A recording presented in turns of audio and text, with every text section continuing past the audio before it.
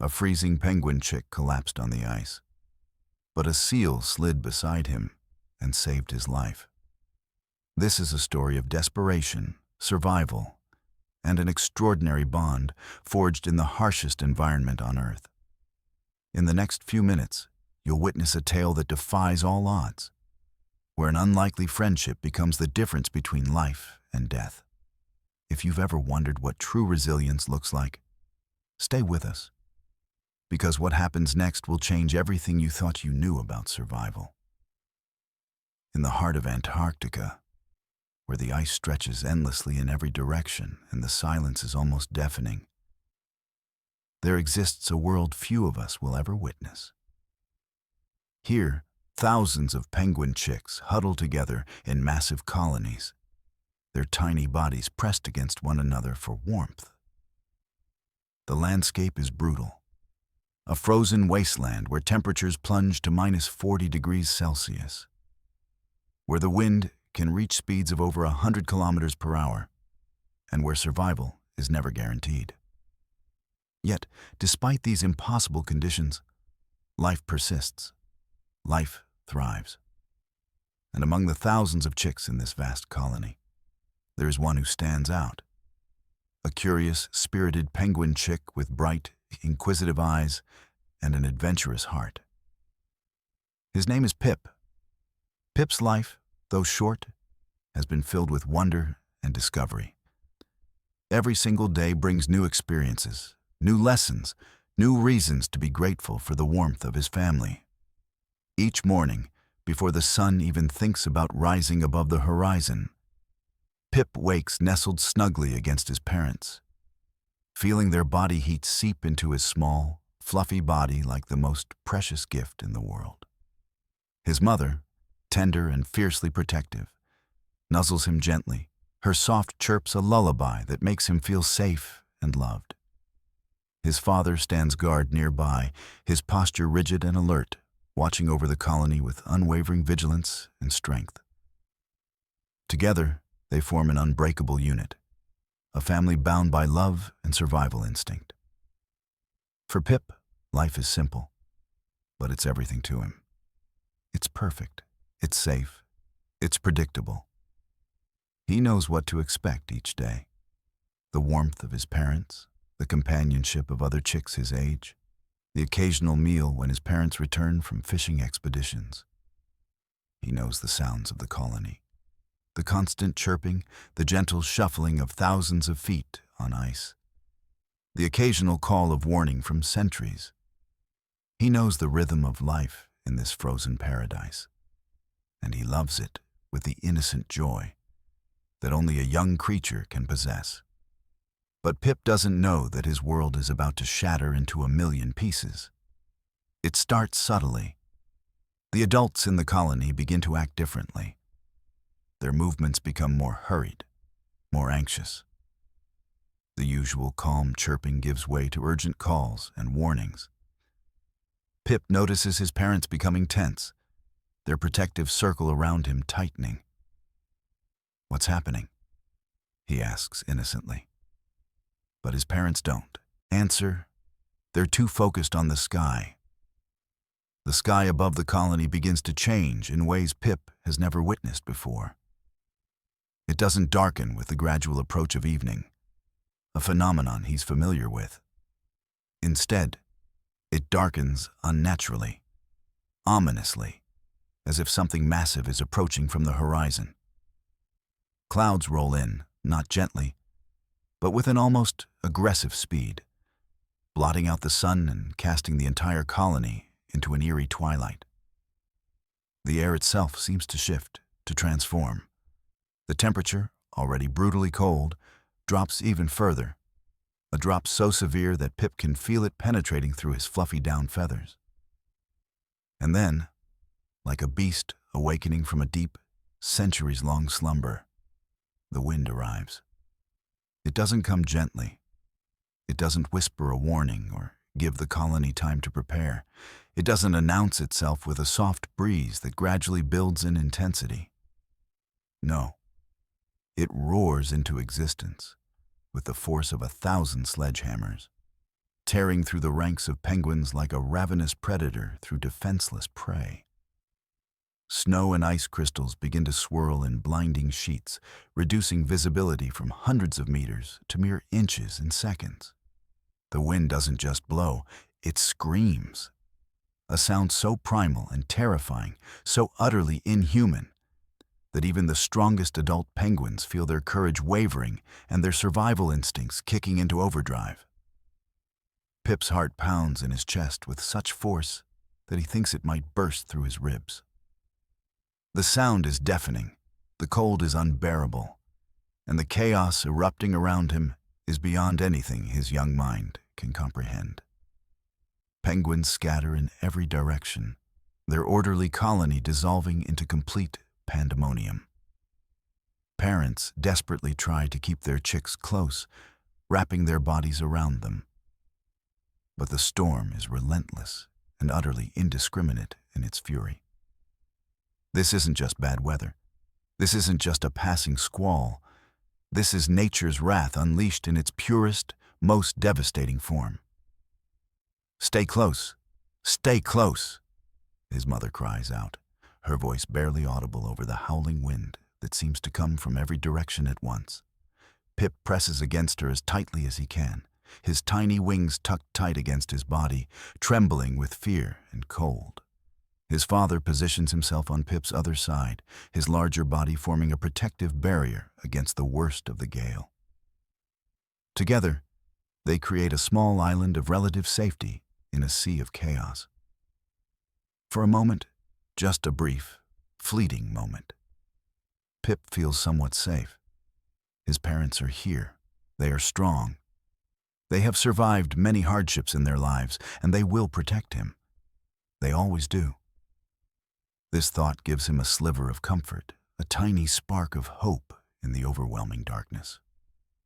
But then, something changes. A gust of wind, more violent than all the others combined, more powerful than anything that has come before, hits the colony with devastating, catastrophic force. It's like being struck by an invisible wall moving at impossible speed. Pip feels himself being torn away, ripped violently from the safety of his parents' embrace. He flaps his wings desperately, frantically, trying to hold on with all the strength his small body can muster, but it's useless. The wind is far too strong. The storm is far too powerful. He is far too small. "Mom! Dad!" he screams, his voice raw with terror. But his cries are completely swallowed by the roaring tempest that surrounds him. His parents reach out, desperately trying to grab him, but their flippers can't find purchase. In what feels like an eternity, but is actually only seconds, Pip is swept away into the white chaos. The familiar shapes that have defined his entire existence, the warm bodies of his parents, the safety they represent, vanish into the swirling snow and darkness. Pip is alone, completely, utterly alone. He tumbles across the ice, his small body buffeted by winds that seem determined to destroy him. He stumbles forward, his tiny legs struggling against the treacherous, icy ground and the relentless wind that pushes against him from every angle. Every single step is a battle. Every breath burns his lungs as the frigid air cuts through him like thousands of razor-sharp shards of glass. His eyes water, the cold making it impossible to see more than a few feet in any direction. Around him, the colony, once a place of safety, warmth, and community, has transformed into a nightmare landscape of confusion, terror, and desperation. Penguins collide with one another in the darkness. Parents call out for their chicks. Chicks cry out for their parents. The beautiful, orderly structure that has existed for generations is torn apart in minutes. Pip doesn't know which direction to go. He doesn't know where his family is. He doesn't know if he'll ever see them again. He doesn't even know if he'll survive the next hour. All he knows is that he's lost, hopelessly and completely lost, and the storm shows absolutely no signs of mercy or compassion. The ice beneath his feet is treacherous beyond description, slick, unforgiving, and deadly. He slips, catches himself with tremendous effort, slips again. His tiny claws can't find proper grip on the frozen surface. His heart races with primal fear, the kind of fear that only comes when a young creature realizes, for the first time in its life, that it might not survive, that death might be coming for it. The wind continues to howl, a sound that seems to come from the very depths of hell itself. It carries with it the sting of ice crystals that feel like needles against Pip's skin. It carries the bitter cold that seems to penetrate deeper and deeper into his body with each passing second. It carries the promise of death for anyone foolish enough or unlucky enough to be caught in its grip. Pip pushes forward into the blinding white, desperately searching for any sign of his family, any sign of shelter, any sign of hope. His legs feel like they're moving through molasses, heavy and slow, even though he's running as fast as he can. His breath comes in ragged gasps. Tears freeze on his face almost instantly. He calls out for his mother, for his father, but his voice is lost in the storm. He tries to remember which direction the colony was, but all sense of direction has been stolen from him. Every direction looks the same, white, cold, empty, and utterly devoid of hope. And as Pip pushes forward into the blinding white, his small body growing colder and more exhausted with each passing moment, desperately searching for any sign of his family or shelter, he has absolutely no idea that the worst is still to come. He has no idea that the real test of his survival is only just beginning. He has no idea that in the next few hours, he will face challenges that will push him to the very brink of death itself. All he knows right now is cold. All he knows is fear. All he knows is that he is alone, and the storm is still raging. Hours pass. Or is it days? Pip has lost all sense of time in this endless nightmare of white and cold. The storm continues to rage with unrelenting fury, showing absolutely no signs of weakening or mercy. If anything, it seems to be growing stronger with each passing moment. More vicious, more determined, more absolutely committed to crushing every single living thing in its path. The wind howls with a sound that has become almost hypnotic in its constancy. A never-ending scream that fills Pip's ears and drowns out every other thought, every other sound, every other reality. Pip has been wandering aimlessly through this frozen wasteland for what feels like an eternity. A journey through hell itself. His legs move on pure instinct now, one foot in front of the other, driven by a survival instinct so primal and so powerful that it requires no conscious thought. It's the kind of instinct that has kept his species alive for millions of years. The kind that pushes a creature forward even when all hope seems lost. He no longer calls out for his parents. His voice gave out hours ago, leaving only a hoarse, painful rasp that sounds more like the cry of a dying animal than anything resembling communication. He no longer tries to find his way back to the colony. He has absolutely no idea which direction it is anymore, or even if it still exists. Direction has become meaningless in this white void, this purgatory of ice and wind. The cold is beyond anything Pip could have possibly imagined in his short life. It's not just a physical sensation anymore, something he can feel and endure. No, it has become a living, breathing entity unto itself. A malevolent force that surrounds him completely, penetrates every fiber of his being, and consumes him from the inside out with relentless, methodical precision. His fluffy down feathers, which once provided such wonderful, miraculous warmth and comfort, now feel painfully inadequate, almost useless against the relentless assault of the Antarctic wind that seems determined to strip away every bit of heat his body can produce. He can feel his body temperature dropping, degree by agonizing degree, minute by excruciating minute. His movements are becoming increasingly sluggish and labored, his thoughts increasingly muddled and confused, as if his brain itself is beginning to freeze. The initial panic and adrenaline that drove him forward in the first hours of the storm have long since faded, replaced by a kind of numb exhaustion that is almost worse than the fear. At least fear keeps you moving. This exhaustion threatens to pull him down into the ice and never let him go. Hunger gnaws at his belly with increasing intensity, a dull, persistent ache that has become almost as unbearable as the cold itself. He hasn't eaten in hours. He's lost count of exactly how many.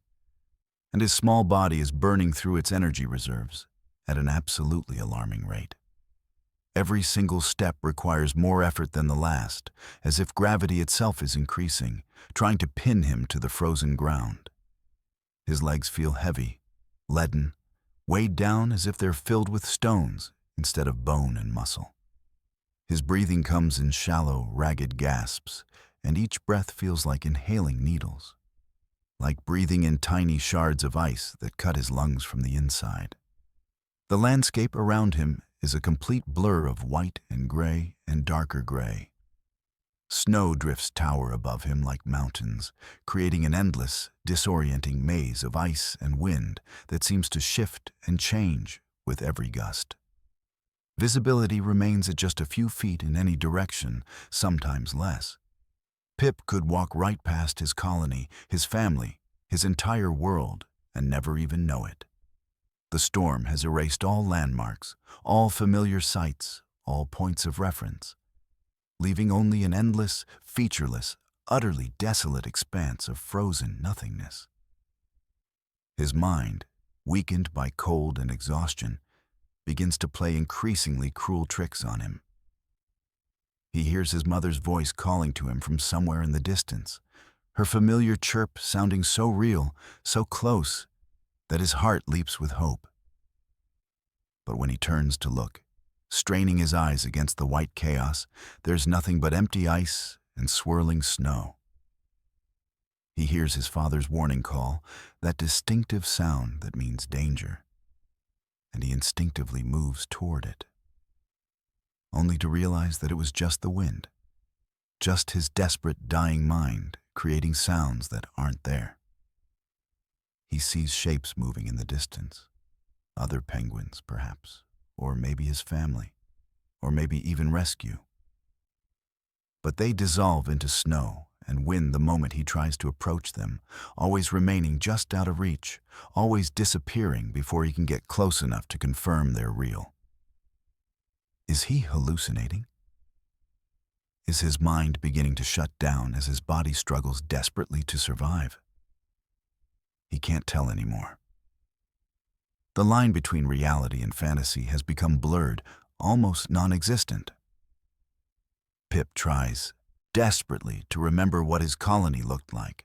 He tries to hold on to the memory of his mother's warmth, the incredible sensation of her body heat seeping into his small frame. He tries to remember his father's strength, the way he stood guard over the family, protecting them from all threats.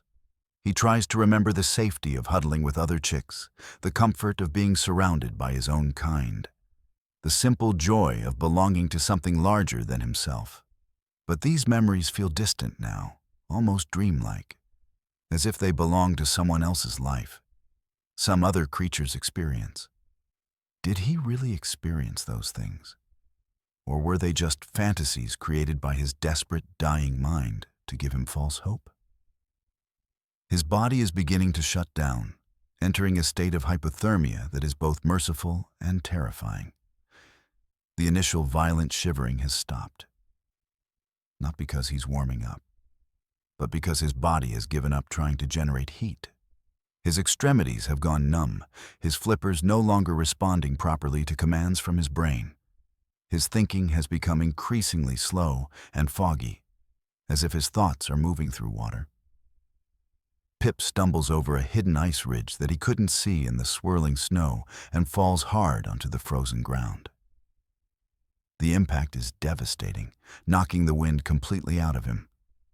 And for a terrifying moment that seems to stretch into infinity, he can't breathe.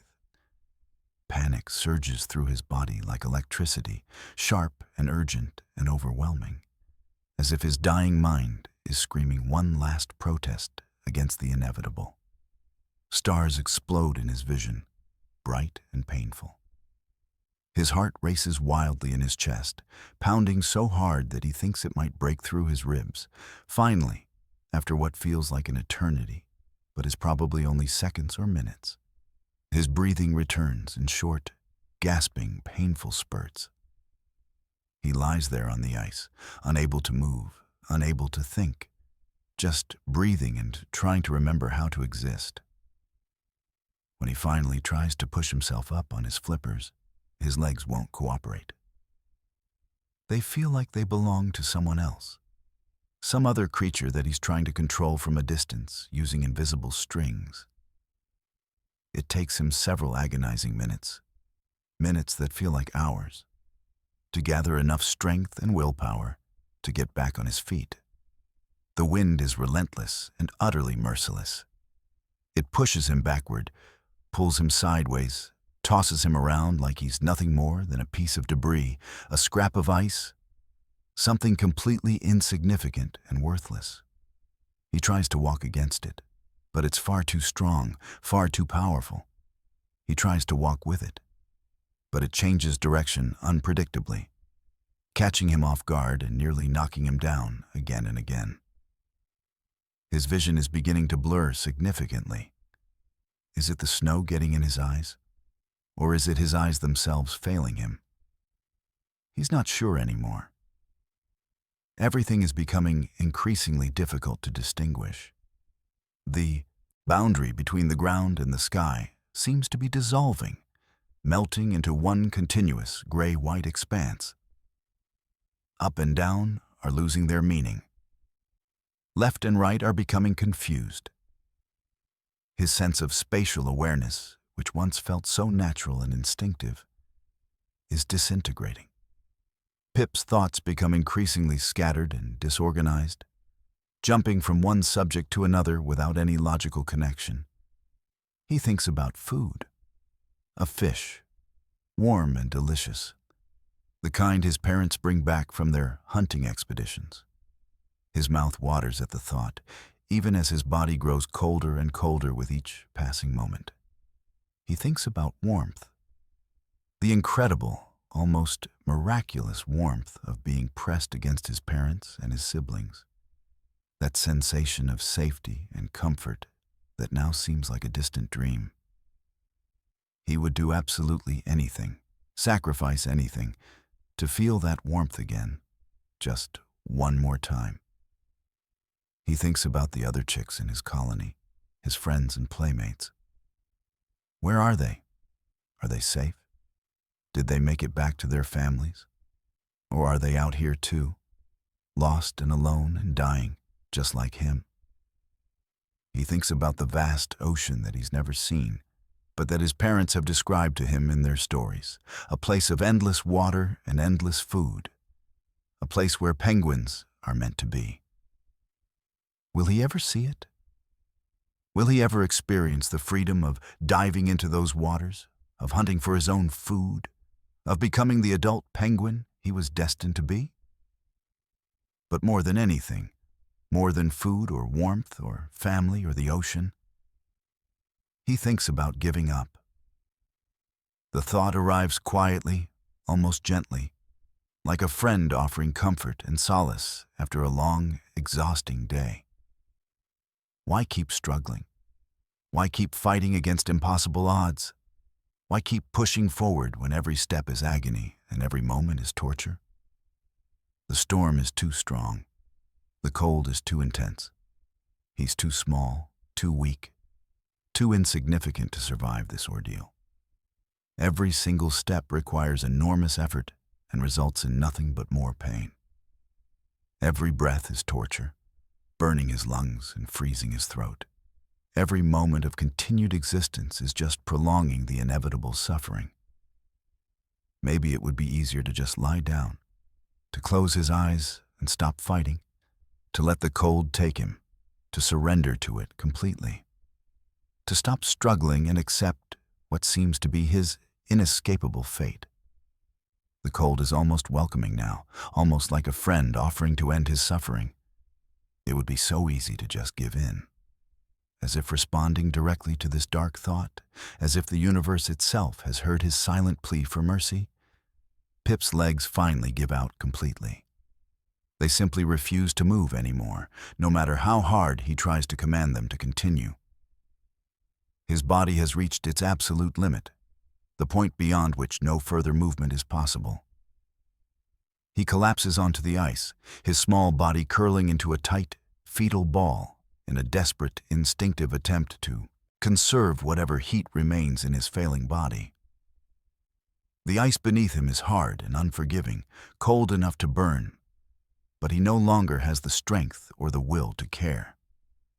His small form is barely visible now, almost completely obscured by the swirling snow that continues to fall relentlessly from the dark sky above. His eyes flutter closed, heavy with exhaustion and cold and despair. The world around him, the wind, the cold, the endless white, the endless suffering, begins to fade away into a kind of merciful darkness. His breathing becomes shallow, almost imperceptible, barely enough to keep him alive. His heart rate slows dramatically, dropping from its frantic pace to something almost peaceful. His body temperature continues to drop, degree by degree, as his body surrenders to the inevitable. Pip is dying. And in this moment, in this final moment of consciousness, he has accepted it completely. There is no more fear, no more panic, no more desperate hope. There is only acceptance, a strange kind of peace that comes from surrendering to forces far greater than himself. The storm continues to rage above him, utterly indifferent to the small life slipping away on the ice below. The wind doesn't care. The cold doesn't care. The universe doesn't care. Snow begins to accumulate around his motionless form with increasing speed, slowly covering him, burying him, preparing to erase him completely from existence. In a few more hours, there will be no trace that Pip ever existed. The ice will reclaim him entirely, and he will become just another casualty of the Antarctic's unforgiving, merciless nature. One of countless creatures that have perished in this frozen hell. His vision darkens completely, fading to black. His thoughts become increasingly fragmented and dreamlike, disconnected from reality. He thinks of his mother one last time, and a strange sense of peace washes over him like a warm blanket. At least the suffering will soon be over. At least the cold will finally stop burning with its terrible intensity. At least he can rest finally, after all this struggle and pain. His breathing slows to barely perceptible gasps. His heart rate drops to dangerous levels. His body is shutting down, system by system, preparing for the final darkness. But Pip doesn't know that rest is not his destiny. He doesn't know that even as he lies there, dying on the ice, his life force slowly ebbing away, something is moving through the storm toward him. Something unexpected. Something that defies all logic and probability. Something that will change absolutely everything. He doesn't know that in the next few moments, his life will take a turn that no one could have predicted, that no one would have believed possible. He doesn't know that his story is far from over, that in fact the most extraordinary part of his journey is only just beginning. And in the next moment, something will happen that defies all logic, all probability, all understanding of how the natural world works, all expectations of what is possible in this frozen, unforgiving land. In the moment when Pip's consciousness is slipping away, when death seems inevitable and imminent, when the darkness is closing in and the cold has become almost comforting in its finality, something extraordinary happens. Something that will defy all logic, all probability, all understanding of nature's cruel rules. A sound pierces through the howling wind. A sound so unexpected, so completely out of place in this frozen wasteland, that it seems almost impossible. It's a voice. Not human, but not penguin either. It's something else entirely, something that Pip's dying mind struggles to comprehend. Well. What do we have here? The voice is deep and gravelly, with an accent that Pip has never heard before. It carries a tone of surprise, curiosity, and something else. Something that might be concern. Though Pip is too far gone to be certain. Through his fading consciousness, through the fog of hypothermia and exhaustion, Pip tries to open his eyes. It takes every ounce of remaining willpower, every last bit of strength, to lift his eyelids, even slightly. What he sees makes absolutely no sense. Standing above him, silhouetted against the swirling snow, is a shape that is far too large to be a penguin. The figure is massive, towering, with a body covered in thick, dark fur that ripples in the wind. The creature has flippers, yes, but they're enormous, powerful, capable of propelling a body that must weigh hundreds of kilograms through water and ice alike. The head is broad and seal-like, with large, intelligent eyes that are now looking down at Pip with what appears to be genuine concern. It's a leopard seal, one of the most feared predators in all of Antarctica, the apex hunter of these frozen waters, the creature that penguin parents use to frighten their chicks into obedience. Leopard seals are the nightmare of every penguin, the embodiment of danger and death. They hunt penguins with ruthless efficiency, using their speed and power and intelligence to catch and kill their prey with devastating effectiveness. And this one has found Pip. Under any other circumstances, Pip would be absolutely terrified. Every instinct in his body would be screaming at him to run, to flee, to do anything to escape this predator. But Pip is dying. He has no strength left to run, no energy left to flee, no will left to fight. He can barely keep his eyes open, barely process what he's seeing. The fear that should be overwhelming him seems distant, almost irrelevant compared to the overwhelming cold and exhaustion. The leopard seal's name is Cray, though Pip doesn't know this. Cray is an old seal, older than most of his kind, with a body scarred from countless battles and hunts. He's been patrolling these waters for decades, and he's seen many things in his long life. But he's never seen a penguin chick in quite this condition, completely alone, far from the colony, dying on the ice in the middle of a terrible storm. "You're a long way from home, little one," Cray says, his voice surprisingly gentle despite his fearsome appearance. He lowers his massive head closer to Pip, examining the small chick with an intensity that makes it clear he's assessing whether Pip is still alive or already dead. Pip's mind reels. A leopard seal, a predator, a killer, and yet the seal isn't attacking. The seal isn't even making any move to harm him. Instead, the seal seems almost concerned. It doesn't make any sense.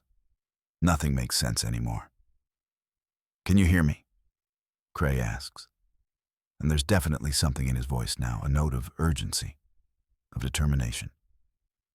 "Come on, little penguin. Don't give up now. Not when you've come this far." Pip tries to respond, but his voice won't work. His throat is frozen, his tongue is numb, his body won't obey his commands. All he can manage is a weak, barely audible chirp, a sound so faint that it's almost lost in the wind. But Cray hears it. "That's it. You're still in there." The seal's massive flippers move with surprising gentleness as he carefully positions himself around Pip's small body. "Listen to me, little one. I know this is strange. I know you're afraid. I know you probably think I'm going to eat you. But that's not what's happening here. You're dying, and I'm not about to let that happen. Not on my watch." Cray's body is warm, incredibly warm compared to the freezing air and ice. His thick fur provides insulation that keeps his internal temperature at a level that Pip's mind can barely comprehend. As the seal carefully wraps himself around the small penguin chick, creating a protective barrier against the wind and snow, Pip feels something he thought he'd never feel again. Warmth. It's not the warmth of his mother. It's not the familiar, comforting warmth of his family. It's different, strange, foreign, coming from a creature that should be his mortal enemy. But it's warmth nonetheless, and Pip's body responds to it with desperate gratitude. His shivering, which had stopped hours ago as his body gave up the fight, begins again, a sign that his body is still alive, still fighting, still trying to survive. "That's it," Cray says softly, his voice a rumbling vibration against Pip's small body. "Your body's starting to fight back. Good. That's very good. You're stronger than you look, little one. Most chicks would have given up hours ago. But not you. There's something special about you, I think." Pip's consciousness, which had been fading into darkness, begins to return slowly, painfully. The warmth is bringing him back from the edge of death, pulling him back into the world of the living. His mind, which had been shutting down, begins to reactivate, though his thoughts remain confused and fragmented. Where am I?" Pip manages to whisper, his voice barely audible. "You're alive," Cray responds. "That's what matters. You're alive, and you're going to stay that way. I'm going to make sure of it." "Why?" Pip asks, the question escaping his lips almost involuntarily. "Why are you helping me? You're a leopard seal, yes." Cray finishes for him. "I know what I am, little penguin. I know what my kind does. I know what you've been taught to fear. But I'm not like most of my kind. I haven't been for a very long time." As Cray speaks, he begins to move, carefully and deliberately. He's supporting Pip's small body with his flippers, keeping the chick pressed against his warm fur, shielding him from the worst of the wind. The seal is moving with purpose, with direction, as if he knows exactly where he's going despite the blinding snow and the chaos of the storm. "There's a place nearby," Cray continues, his voice steady and reassuring. "A cave, sheltered from the worst of the wind. If we can make it there, we can get you out of this storm. We can get you warm. We can get you safe." "But the storm," Pip begins, his mind struggling to process the information. "The storm will pass," Cray says with absolute certainty. "Storms always pass. This one is fierce, yes. But even the fiercest storms eventually run out of fury. We just need to survive until it does." Pip wants to ask more questions. He wants to understand why a predator is helping him, why the natural order of things seems to have been turned upside down. But his body is too weak, his mind too exhausted. All he can do is cling to consciousness and trust this strange, unexpected savior. Cray moves with surprising grace for such a massive creature, navigating the treacherous ice with the skill of someone who has spent his entire life in these waters and on these frozen shores. His flippers grip the ice with powerful claws, finding purchase where Pip would have slipped and fallen. His massive body shields the small penguin from the worst of the wind, using his own mass as a barrier against the elements. Time becomes meaningless again. Pip drifts in and out of consciousness, sometimes aware of movement, sometimes aware of nothing but the blessed warmth of Cray's body. He has fever dreams, visions that blur the line between reality and fantasy. He sees his mother and father. He sees his colony. He sees the ocean, vast and endless and beautiful. He sees things that haven't happened yet, things that might never happen. And through it all, Cray keeps moving, keeps pushing forward, keeps protecting the small life in his care. Finally, after what feels like both an instant and an eternity, Cray stops. He carefully maneuvers his massive body into a narrow opening in the ice, a cave, just as he promised.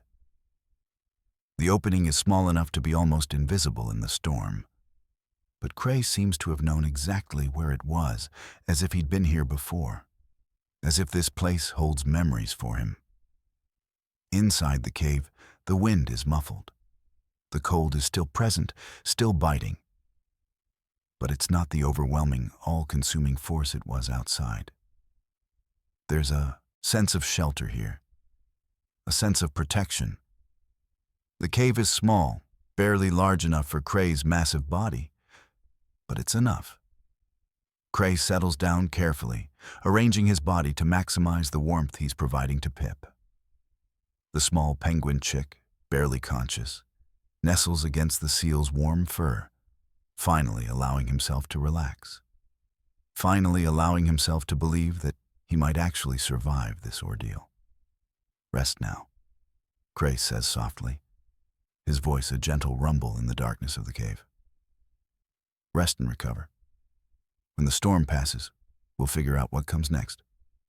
But for now, just rest. You're safe. I promise you, you're safe." And for the first time since the storm began, Pip believes it. For the first time, he allows himself to hope.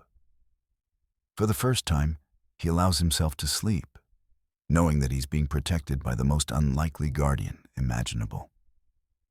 Outside the cave, the storm continues to rage with unabated fury. But inside, in the darkness and the warmth, a small penguin chick sleeps peacefully, cradled in the protective embrace of a leopard seal, a creature that should be his enemy, but has become, against all odds and all expectations, his savior. And neither of them knows yet that this meeting, this impossible alliance, is just the beginning of a journey that will change both of their lives forever. A journey that will test them in ways they cannot yet imagine. A journey that will teach them lessons about friendship, loyalty, and the power of compassion in a world that often seems cruel and unforgiving. The storm rages on through the night, its fury undiminished, its power seemingly endless. Inside the cave, Pip sleeps the deep, dreamless sleep of complete exhaustion, his small body finally able to rest now that it's no longer fighting for survival against the elements. His breathing is steady, though still shallow, and his body temperature, though still dangerously low, has stabilized at a level that no longer threatens immediate death. Cray remains awake throughout the long night, his massive body a living furnace, providing constant warmth to the small chick nestled against his fur. The seal doesn't sleep. He can't afford to. His responsibility now extends beyond himself. He has taken on the role of protector, guardian, savior, and he takes that responsibility with utmost seriousness. As the hours pass, Cray finds his mind wandering to memories long buried, to a time in his life when things were very different. He thinks about his own youth, about a time before he became the solitary hunter he is today. He thinks about family, about belonging, about a sense of purpose that goes beyond mere survival and hunting. There was a time, many years ago, when Cray was different. When he was younger and more idealistic. When he believed that there was more to life than the endless cycle of predator and prey. He had seen things in those days, experienced things that had changed his perspective on the world. He had learned that not everything was as simple as it seemed. that creatures were more complex than their basic nature suggested, that compassion was possible even in a world built on survival and death. But those days had passed. Over the years, as he grew older and more experienced, as he became a more efficient hunter and a more formidable predator, he had allowed those idealistic notions to fade.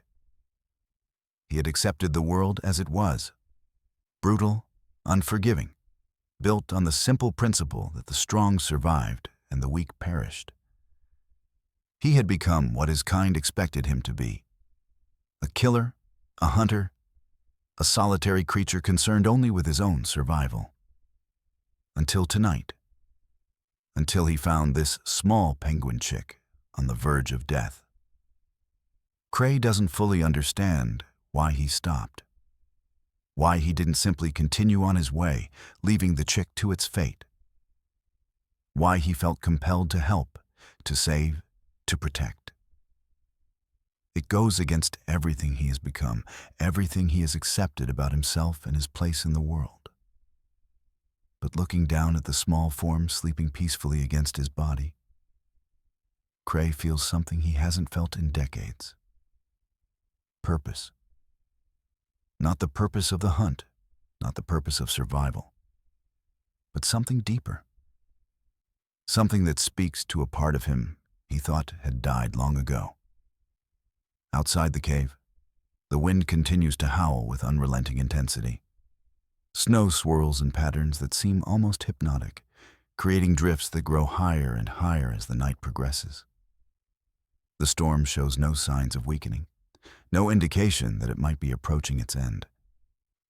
If anything, it seems to be intensifying, as if it's drawing energy from somewhere deep within the earth itself, as if it's determined to obliterate everything in its path. But storms, no matter how powerful, no matter how fierce, eventually exhaust themselves. And as the hours pass and the night slowly gives way to the gray light of approaching dawn, the wind begins to change. It's subtle at first, barely noticeable, just a slight variation in the pattern of gusts. But Cray, with his decades of experience in these waters and on these ice sheets, recognizes the signs immediately. The storm is beginning to break. As the first hints of dawn appear on the horizon, a faint lightening of the sky that transforms it from pitch black to deep gray. The wind begins to diminish noticeably. The screaming howl becomes a roar. The roar becomes a fierce wind. The fierce wind becomes a strong breeze. The snow, which had been falling in blinding sheets, begins to thin out, allowing visibility to extend from mere feet to dozens of feet, then to hundreds of feet. Pip stirs in his sleep, his small body responding to the subtle changes in temperature and sound. His eyes flutter open slowly, and for a moment he seems confused, disoriented, unable to remember where he is or what has happened. Then memory returns, and with it comes a flood of emotions: fear, gratitude, wonder, and a profound sense of relief. Where am I? Pip asks, his voice hoarse and weak, but stronger than it was the night before. You're safe, Cray responds, his deep voice a comforting rumble. You're in a cave, sheltered from the storm. And the good news is, the storm is finally breaking. Pip carefully extracts himself from the warmth of Cray's body and moves toward the mouth of the cave. The small penguin chick is still weak, still unsteady on his feet, but he manages to waddle forward and peer out at the world beyond. What he sees takes his breath away. The landscape has been completely transformed by the storm. Everything is white, pristine, utterly unmarked by any sign of the colony or the familiar landmarks that once defined his world. Snow drifts tower like mountains. Ice formations that weren't there before now dominate the landscape. It's as if the entire world has been erased and redrawn by the storm's furious hand. It's all gone. Pip whispers, his voice filled with a mixture of awe and despair. Everything is gone. I don't recognize anything. Gone, Cray says gently, moving to stand beside the small chick at the cave's entrance. Changed, rearranged, but not gone. The colony is still out there somewhere. Your family is still out there. And now that the storm is breaking, we can begin to search for them. We? Pip asks, turning to look up at the massive seal. You mean you're going to help me find my family? Of course, Cray responds, as if the answer is obvious. I didn't save your life just to abandon you now. Besides, I have a vested interest in your survival.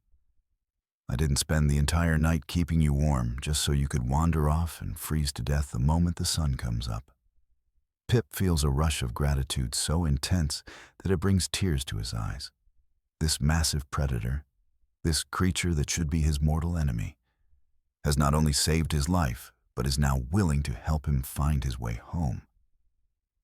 It's almost too much to comprehend. Why? Pip asks, the question that has been burning in his mind since the night before finally escaping. Why are you helping me? What do you get out of this?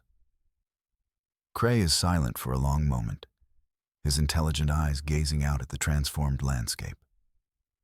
When he finally speaks, his voice is thoughtful, almost sad. Because a long time ago, someone helped me when I needed it most. Someone who didn't have to.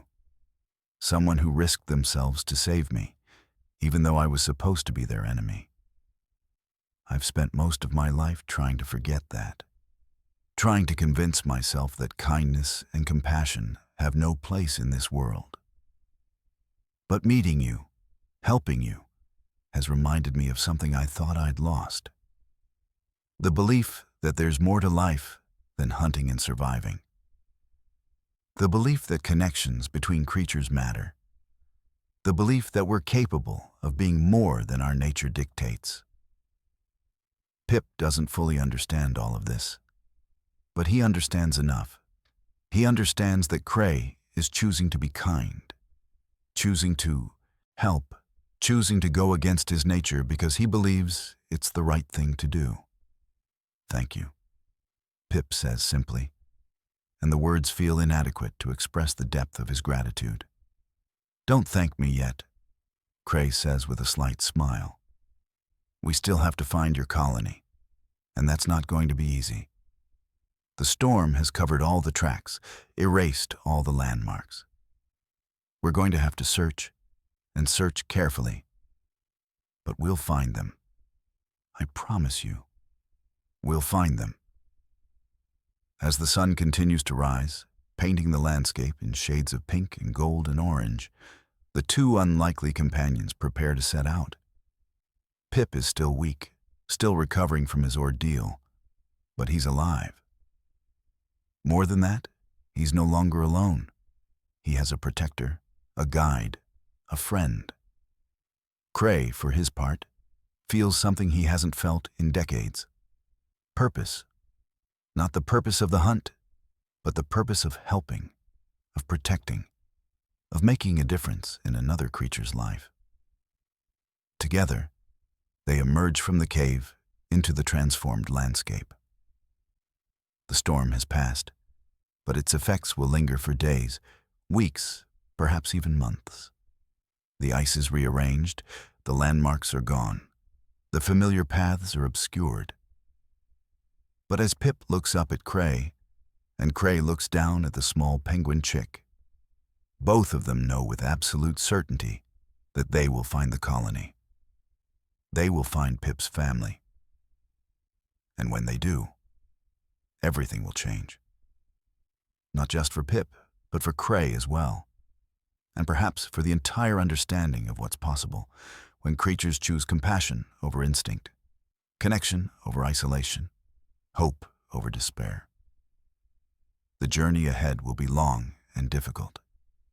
It will test both of them in ways they cannot yet imagine.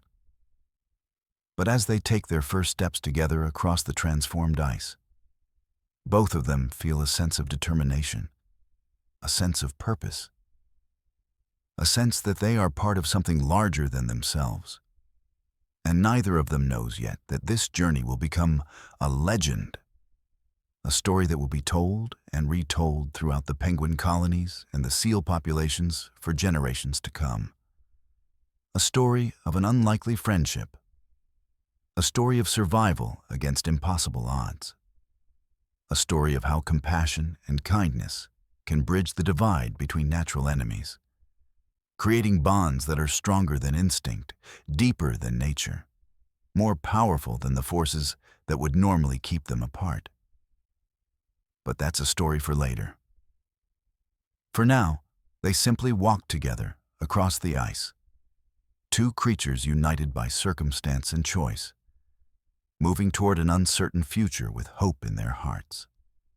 With the storm now a distant memory, the world outside the cave is both breathtaking and bewildering. The landscape has been transformed into a surreal winter wonderland, where every surface glistens with fresh snow and the air is crisp and clear. The sun, though still low on the horizon, casts a golden light that dances off the ice, creating a sparkling spectacle that momentarily distracts Pip from the weight of his situation. Cray, standing tall and imposing, surveys the terrain with the keen eyes of a seasoned hunter. He knows these ice fields better than most, having roamed them for years in search of food and solitude. As he scans the horizon, he feels a sense of responsibility for the small penguin chick at his side, a feeling that is both new and invigorating. "All right, little one," Cray says, turning to Pip with a nod. "We need to come up with a plan. The storm may have passed, but we're still in unfamiliar territory. We need to find a high point to get our bearings." Pip, though still weak from his ordeal, nods in agreement. The warmth from Cray's body has given him a renewed sense of strength. He stands a little taller, shaking off the remnants of exhaustion as he focuses on the task ahead. Together, they begin their journey across the endless expanse of ice, a daunting task that feels both exhilarating and terrifying. The ice below their feet crunches with each step, a sound that is reassuring in its familiarity, yet alien in this new, transformed landscape. Pip looks around, taking in the beauty of the scene. The sun shines brightly, illuminating the snowflakes that dance through the air like tiny diamonds caught in a gentle breeze. It's a stark contrast to the chaos of the storm, and for a moment, Pip allows himself to feel hope. "Where do we go from here?" Pip asks, glancing up at Cray, who is moving with purpose, his powerful flippers propelling him forward effortlessly. "We need to head toward the ridge," Cray replies, gesturing with his flipper toward a distant rise in the ice. "From there, we can get a good view of the surrounding area. It might give us a better idea of where your colony is located." Pip follows Cray's gaze, squinting against the bright sunlight. In the distance, the ridge looks like a dark line against the white horizon, standing tall and proud. It seems daunting, but the promise of hope is enough to spur him on. The thought of reuniting with his family fills him with a blend of excitement and anxiety. As they make their way toward the ridge, Pip begins to notice the signs of the storm's aftermath. The landscape is littered with remnants of the chaos, a few overturned boulders, heaps of snow where there should be none, and the occasional crack in the ice that reveals the dark water beneath. Pip's heart races as he realizes how dangerous the situation still is. "Be careful, Pip," Cray warns, his voice low and steady. "The ice can be deceptive after a storm. Some areas may look stable but could be weak underneath. Stay close to me." Pip nods, determination etched on his small face.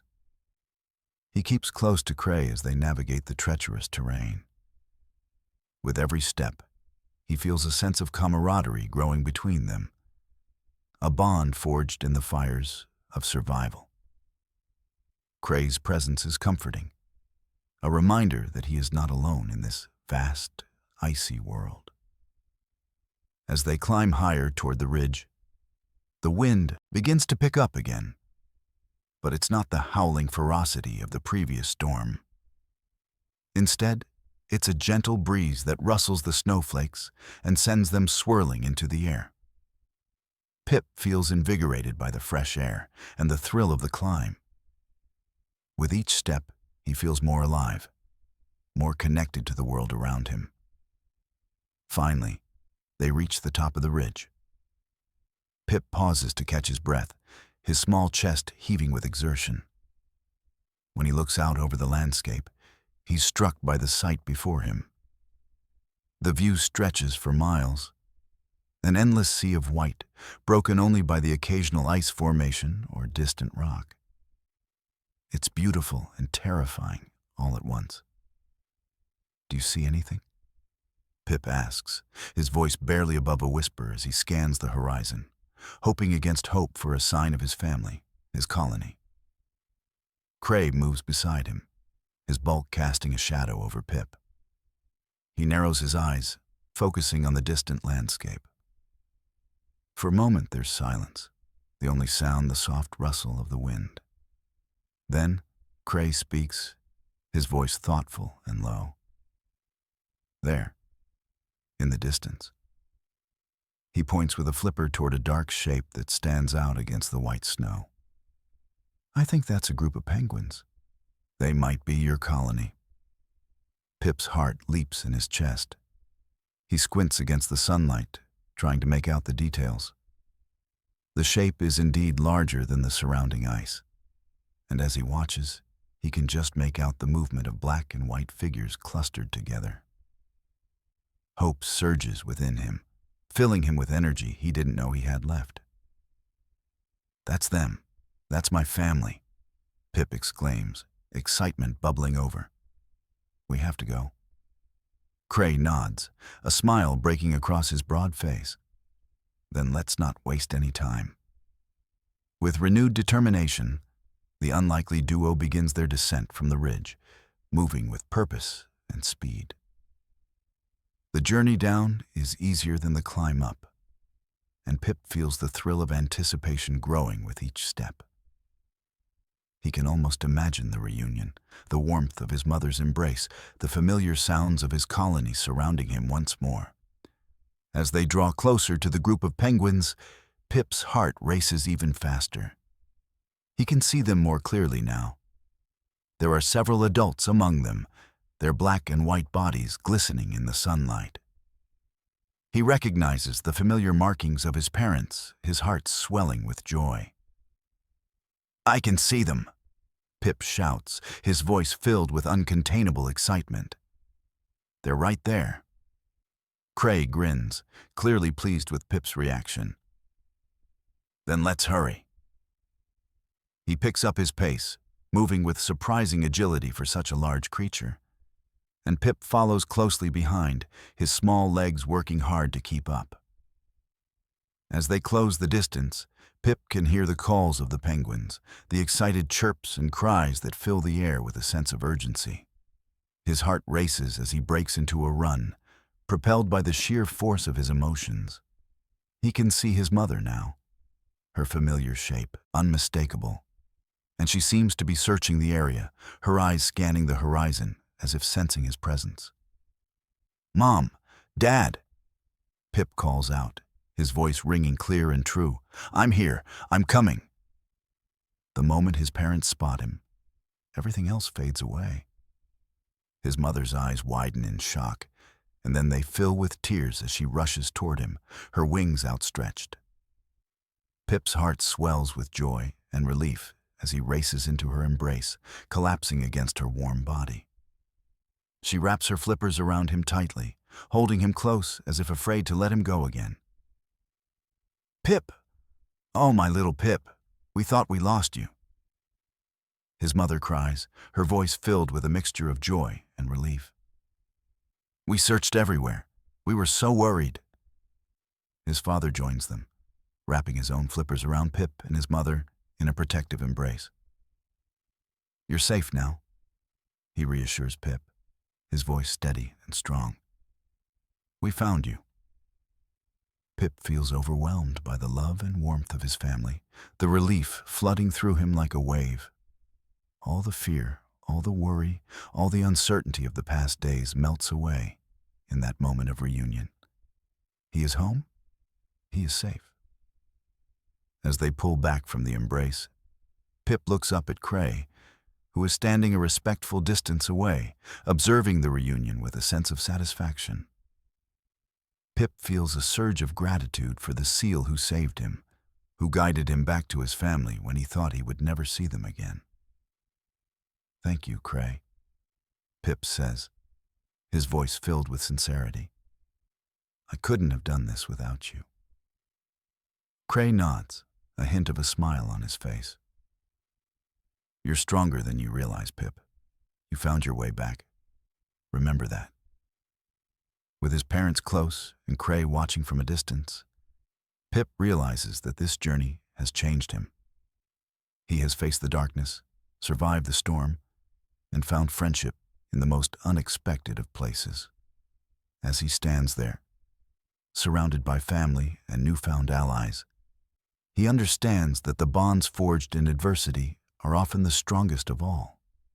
As the sun continues to rise higher in the sky, casting a warm glow over the landscape, Pip feels a profound sense of hope.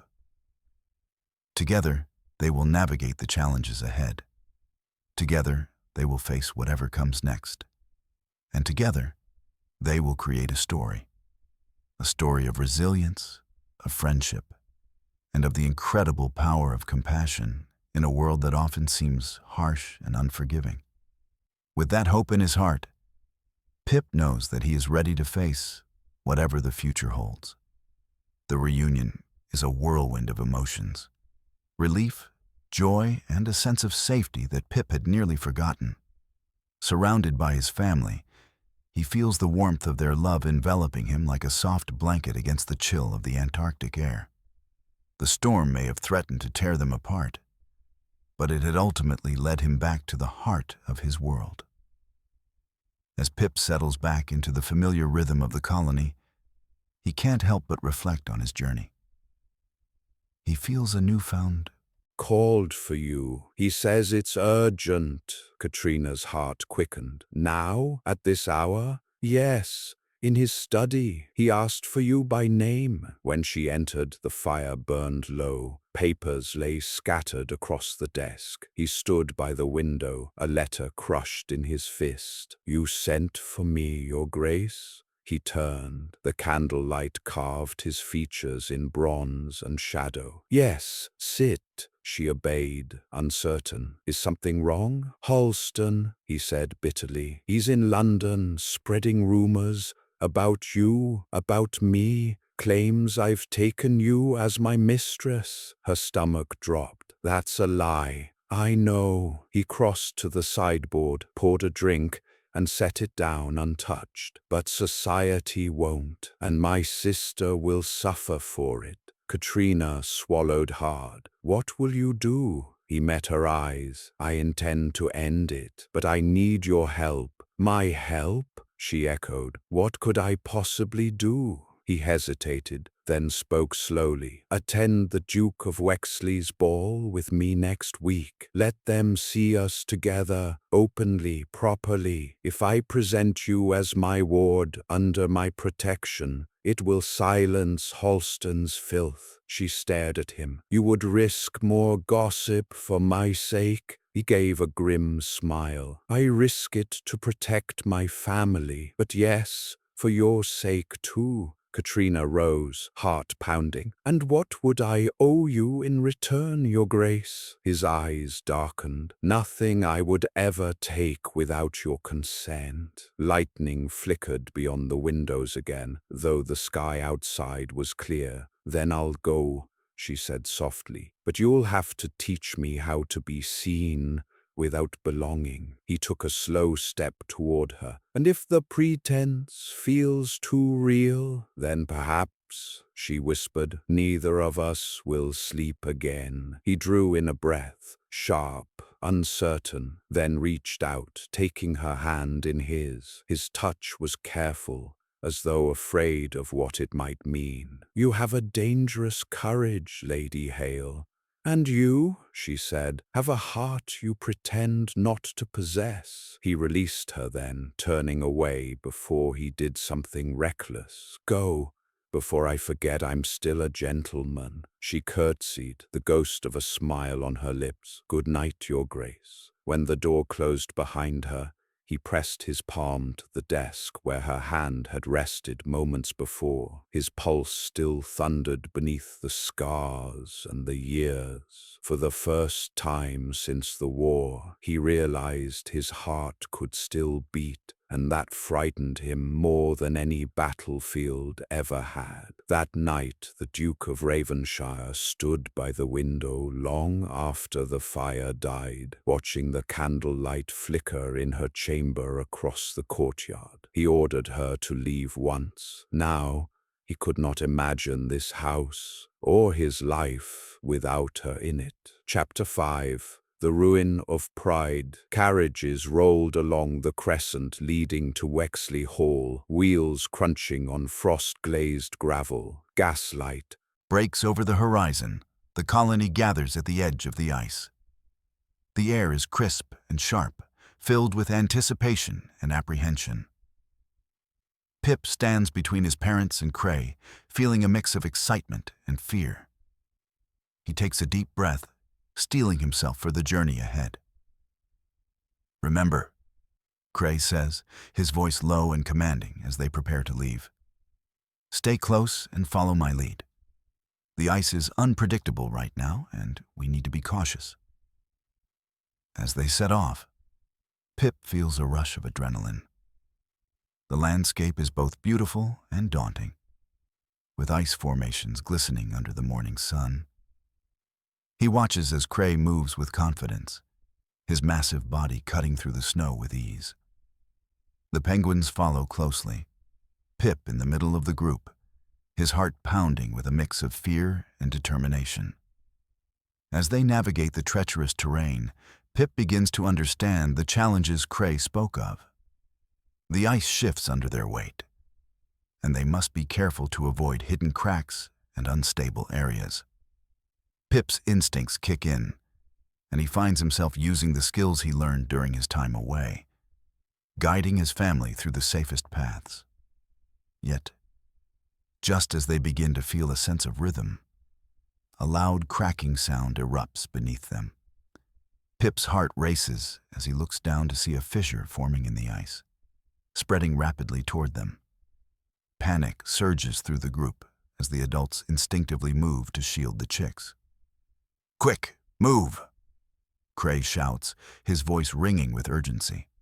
"Follow me." Without hesitation, Pip darts forward, his instincts kicking in as he navigates the shifting ice. He can hear the sounds of his family behind him, their movements frantic yet determined. They follow Cray's lead, racing toward a more stable patch of ice as the ground trembles beneath them. With a final leap, Pip reaches a solid section of ice just as the fissure opens wide, creating a chasm that separates them from where they had been standing moments before. He turns to see his parents and the other chicks scrambling to safety, their eyes wide with fear, but their resolve unbroken. "Is everyone all right?" Pip calls back, his heart racing. "We're fine," his mother replies, her voice steady despite the panic. "Just stay close." As they regroup, Pip realizes the gravity of the situation. The challenges have only just begun. They're not just navigating the ice. They're navigating the unknown, facing the unpredictability of nature itself. But with Cray by their side, they have a chance. Pip feels a sense of determination swell within him, a fire ignited by the desire to protect his family and prove himself. With each step, he grows stronger, more confident. They press on, moving with purpose as they search for food. The journey is fraught with obstacles, but they work together, supporting one another and using their combined strengths to overcome each challenge. As they continue their expedition, Pip learns the importance of teamwork and trust.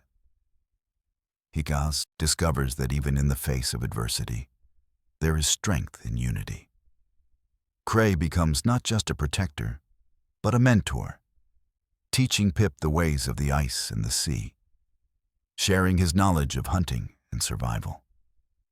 Days pass, and with each passing moment, Pip feels more at home in this new reality.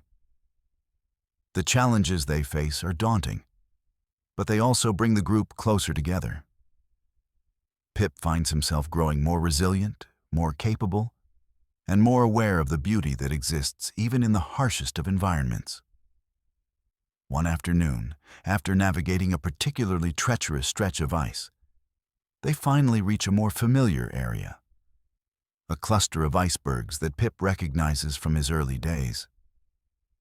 His heart leaps at the sight, and hope blooms within him once more. "This is it," Pip exclaims, pointing excitedly. "I know this place." Cray nods, a proud smile on his face. "Good job, Pip. You're becoming quite the navigator." As they approach the icebergs, Pip's heart races with anticipation. He can almost taste the freedom of the ocean, feel the thrill of the hunt awaiting them just beyond the ice. Together, they prepare to dive into the water, ready to face whatever challenges lie ahead. And as Pip takes the plunge, he feels a sense of exhilaration wash over him. The water is cold but inviting, filled with life and excitement. He swims alongside Cray, his confidence growing with each stroke. This is where he belongs, immersed in the ocean, surrounded by friends and family, ready to face the unknown together. With each passing moment, Pip knows that the journey ahead will be filled with obstacles and challenges. But he also understands that they will face them together. The bond he has formed with Cray, his family, and the entire colony is unbreakable. They are stronger together, united in their determination to thrive in this harsh world. As they dive deeper into the icy waters, Pip feels ready to embrace whatever comes next. The ocean stretches out before him, vast and inviting. And he knows that this is just the beginning of an incredible adventure. A journey that will test their limits, strengthen their bonds, and ultimately lead them to a future filled with hope and possibility.